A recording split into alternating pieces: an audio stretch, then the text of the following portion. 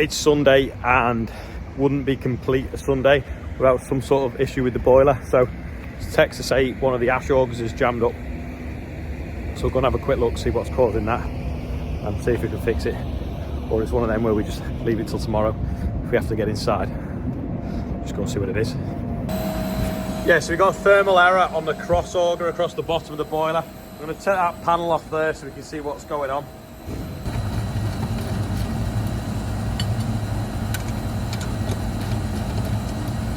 Leaks a little bit of dust sometimes, but a lot of that pile's actually from the other day when we were running it to see where the blockage was to try and get a piece of steel out of it. So there's nothing in there, but we'll try running it in reverse now to see what happens. It's running backwards, which is a good sign. Now I'll open the front door or the back door of the boiler and see if we can see any bits of metal or anything that could have jammed it. Just have to undo them screws and open the door. Looks pretty hot in there. Can't really see anything in the bottom down there. I'll run it forwards and see what happens.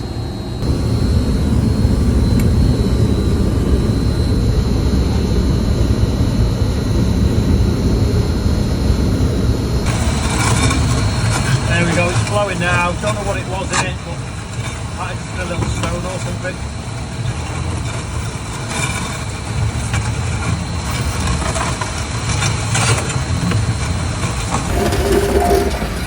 Once it comes out of that auger, it then goes up this auger.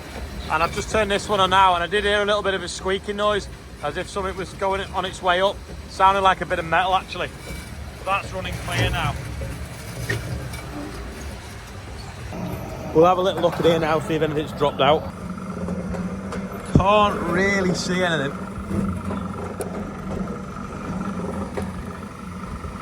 But if it was a lump of metal or a stone and it dropped in it, it'd just bury itself in the ash, because a lot of the ash is like really like talcum powder and fine, so it just drops straight through it. Anyway, it's working now, that'll do, easy fix.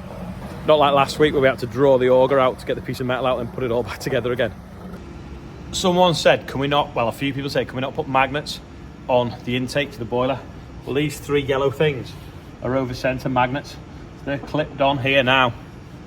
So if anything's coming up and it's metal, it'll grab hold of it and it'll stay in the bottom of this box and the chip will go past it. So we do check it, but real big chunks can make their way up because they get pushed out of the way, and that's what then causes the big problems in the boiler. Can someone remind me tomorrow to ring up the guy that said he thought he had a panel for an MB Track 1000? Because I really want to put this side panel on it, and then it looks a little bit more complete. And like I say, when we finish rebuilding the 1690, we'll get that in the workshop and we'll give that a refurb, because I think it's probably the coolest tractor in the shed. Right, this is the charger for my car, and you plug this plug in to here.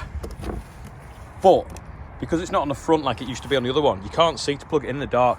So I've got this light here that's solar, and it'll charge up, and then it can, that way up, charges up with the solar and shines down LED. Now the best place to put it would be here, just on the side of the car, but obviously that's impractical. So I'm going to try and stick it in this tree up here and see if it works in the dark. But when the tree gets leaves on, I'll have to cut them off. It's a self-seeded conker tree. The other thing is pull all them trees out and screw it to the shed, or wire something in properly. But for now, we're just going to temporarily put it on there, because it's really annoying coming in the dark and tripping over trying to see it. Also, if someone walks to the passenger side, this black cable, should be yellow really, is trailing across the floor, and you can trip over it, because this light might help.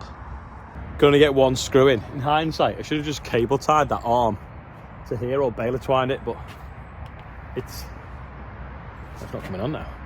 There we go. It's pretty bright when it works, so we'll see what it looks like in the dark. If you put your hand over it so it thinks it's dark, it comes on. If they're any good, there's a few places around the yard I can think of putting them, so I might get a few more. Got the buggy out now. Gonna go and have a look at how some of the wheat and other crops are doing. It is Sunday, there's nothing really much to do, to be fair, today. Can't believe how rough the yard's got. We're still waiting to see if we can get this grant for reconcrete in there. But tomorrow morning I think we're going to have to get the dig around, scrape all this off again, get some planings in it and track it in and get it a bit leveler, because with the ice and the frost, it's just making the puddles bigger and bigger and bigger. The standing water freezes, expands and loosens all the stones, and then it splashes and washes away, and it just constant sort of 3-4 weathering. It's a nightmare this time of year, whereas if you've got flat concrete that's sealed and the water runs off down the grid, there's nothing there for the ice to stick to and expand and blow. Someone said they'd not seen the sheep for ages. Well, these aren't my sheep or even Amanda's that she normally keeps at Rainhill. These are Fiona's sheep. Anyway, I just thought I'd come and check that they're all here. So if anyone wants to count them without falling asleep, off you go. That's a quiz question. You see them all now. They are all present and correct. If anyone's paused it and counted, let me know in the comments. It's dead easy actually, it's not as hard as you'd think. Something very satisfying about smashing puddles. This is field of wheat, obviously, after OSR. I think, well, it's Andrew's favourite field. I think it's possibly my favourite field. It looks amazing. It was OSR. It took us a while to bale a straw, but we did bale it. Then it was straw raked and then drilled into quite a heavy cover. And a little bit of volunteers there. We'll knock them out in the spring. Just protecting the soil. Loads of moss, which is building more soil, which is excellent. Nice tiller numbers. It's quite bushy.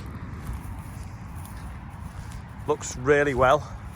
This field's probably got the healthiest soil on it. You can see here loads more moss growing. If anything, the drill's nearly, well, unless slugs have been under the moss maybe, there's a bit of a gap there. Looks excellent. You've got little bits of straw sticking up, little white bits. You won't see them come April when the wheat bounces above them. So hopefully get some decent yields of wheat this year. Last year, anything on the heavier ground was where we didn't have the correct pressure on the drill from driver error, I suppose, and we had poor establishment. And then all the light ground that looked amazing droughted out in June. So fingers crossed we get favourable weather conditions between now and harvest. We get some decent yields where we can't fit it in the shed. That's what we want, enough that we can't shut the shed doors.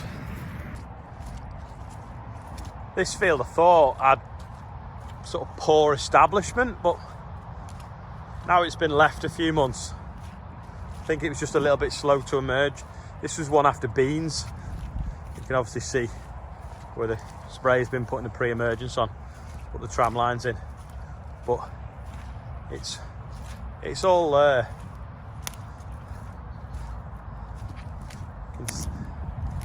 think it's just because it's a bit lumpier. It's because it's got like lumps in it. When you look across, the lumps hide the wheat. It's obviously not tilled quite as well, but that's because it was sown a lot later.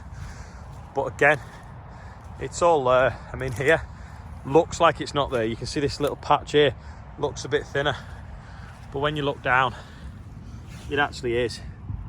Again, it's just the cobbly bits, lumps hiding the crop. You can see maybe through that dip looks worse, but that'll be there. See, when it focuses again back up, that'll be because you're looking into the soil. So if you look at this field, it looks green, but if you turn the camera that way, the field looks black, and it's because you just see the soil rather than the blades of wheat standing up. But yeah, this was one that we kind of regretted sowing, or we should have sown a week before. But if this is the worst field, I'm quite happy with that. So it's always nice to go out and be pleasantly surprised, especially on a Sunday when it's a bit cold and damp. For those of you that didn't know, I do have a class Jaguar, so I presume this is one, well, it's got to be one that had come out of that fact, which the video last weekend was about. J has fell off, so it's now an Jaguar. But we've come a long way. See, we've got a pickup picture on the back. Let's see if we can find a badge to say where it was made. This has got a pickup reel on it for picking up rows of grass. I got it to try and collect grass up, blow it into the trailers with the spout, and then dry it on the drying floors, making like really high quality hay. There you go, there's the plate on it there now. That doesn't sound like it's made in Parswinkle though. Salagoo, whatever that is. Let's Google that. So, if you Google it, Bad Salagoo is somewhere in Germany. Now, I don't know whether that's the dealership that sold it originally and it's come from Germany, or whether they maybe had a factory for the trail ones there. I need to find that out, because the guy that was showing us around, he believed that all the foragers, all the class Jaguar foragers had come out of that factory forever. But maybe he didn't quite know the truth. Don't know.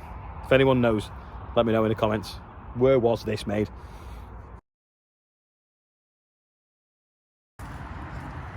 If you look, it's still the old class logo with the bill hook.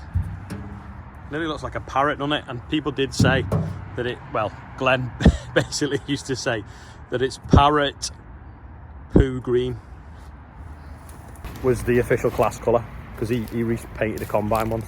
Or was it a trailer he painted class green? I can't remember, but he definitely remember him painting something class green. We have a new screen now on the weighbridge, and it reads better on my phone. The old one, remember, it used to scroll. Anyway, a ton. I can't believe that weighs a ton. I expected it to be sort of like 600 or 700 kilos. Must be pretty well made, I would say. Unless it's the light bar. Or the cones in the back. Rob says when we finished with that porter cabin, it was temporary like 12 years ago, and we moved the weighbridge equipment into the bottom of this barn we're building. He says we should drive the Xerion through the porter cabin flat out.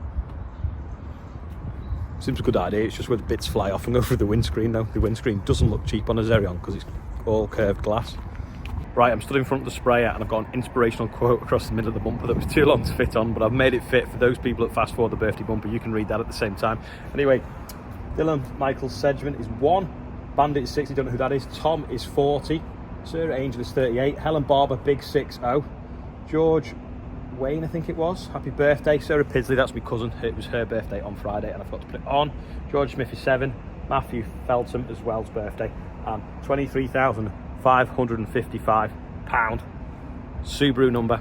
Does anyone know why it's Subaru's number? Anyway, lose an hour in the morning and you will spend the day looking for it. That's quite a clever quote, that. But it wouldn't. I thought it'd fit underneath, but it didn't. I ended up having to go up there around that bracket. But yeah, happy birthday to anyone whose birthday is as well that isn't on the birthday bumper. Thanks to all the donations. We are getting close to that 25,000, which is half of 100,000, which is amazing. Thank you, everyone. Lots of really nice positive comments we've got on the stats yesterday. Anyway, there's a little few more for you that might find interesting. Like, for instance, less than 2% of the people are under 17. The rest are a lot older.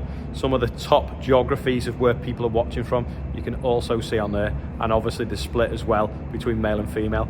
Quite clever stats, really, what YouTube knows about the people watching. I think it's really clever. And if you really want, you can really dive right into all that and see even more countries where they're watching, what video they watched before they fell on this one, things like that. But we haven't got time to do all that, but I just thought I'd just show you the sort of the demographic of the people watching, because I always find that kind of thing interesting. Anyway, that is all for today. Thank you for watching, and I will see you all tomorrow. Sorry, no, one last thing, the Real Country File is out, so check out the link below this video and go and see that today as well. Too much, James? I think he has, hasn't he? Auntie Cow's fed you too much.